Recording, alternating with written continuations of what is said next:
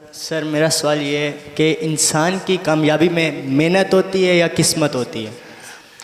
دیکھو اچیومنٹ یہ اگر اب بہت بڑے یہ اپنے فلسفے کی بات کی ہے تو یہ کوشچن جو ہے اس پرانے زمانے کی منطق سے نہیں حل ہوتا. اب ہو سکتا ہے کہ آپ کو پتہ ہے کہ کمپیوٹر میں ایک ڈرائیو موٹیوز ہوتے ہیں، ڈرائیوز ہوتے ہیں، ابھی پڑھو گے تو پتہ لگے گا.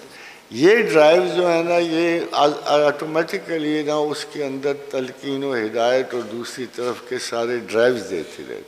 ہم میں اللہ نے ڈرائیوز پیدا کیے ہوئے ہیں کچھ، اور کوئی بھی انسان ایسا نہیں جو اس سے آزاد ہے.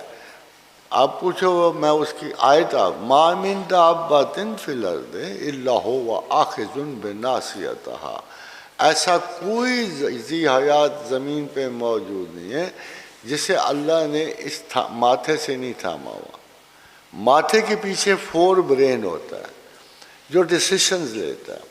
تو اللہ نے 4 برین پر تمام، مثلا آپ بچھو کا کبھی نہ کاٹے آپ کو، اس کے بھی ایک ریموٹ کنٹرول موجود.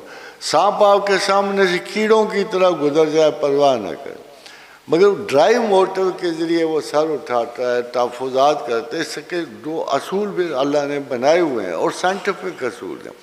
جب آپ بڑے ہوگے ان چیزوں کو سمجھو گے تو پھر انشاءاللہ قرآن کی جو بڑی آیات ہیں جن کو ایک کامن قاری نہیں سمجھ سکتا، اس کے لیے کوئی حافظ اور قاری ہونا ضروری نہیں ہے، اس کے لیے غور و فکر کرنا بہت ضروری ہے.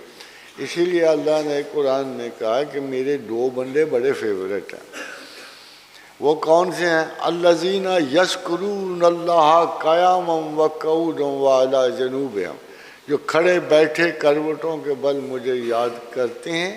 وَيَتَفَكَّرُونَ فِي خَلْقِ السَّمَاوَاتِ وَالْأَرْضِ، اور زمین و آسمان کی تخلیقات پہ غور کرتے رہتے ہیں. تو یہ تمہیں اب سر انجام دینے ہیں یہ کام، اور ان ڈرائیو موٹرز کو تلاش کرنا.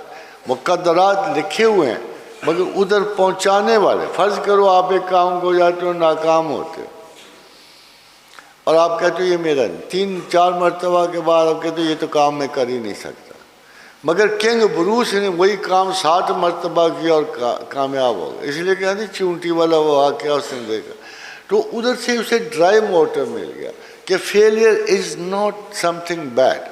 فیلئر اکساتی آپ کو، اور اللہ کی مرضی ہوتی ہے کہ لوگ ثابت قدم رہے اپنے شعوری رستوں اور فیصلوں پہ ثابت قدم رہے. یہ مطلب ہے.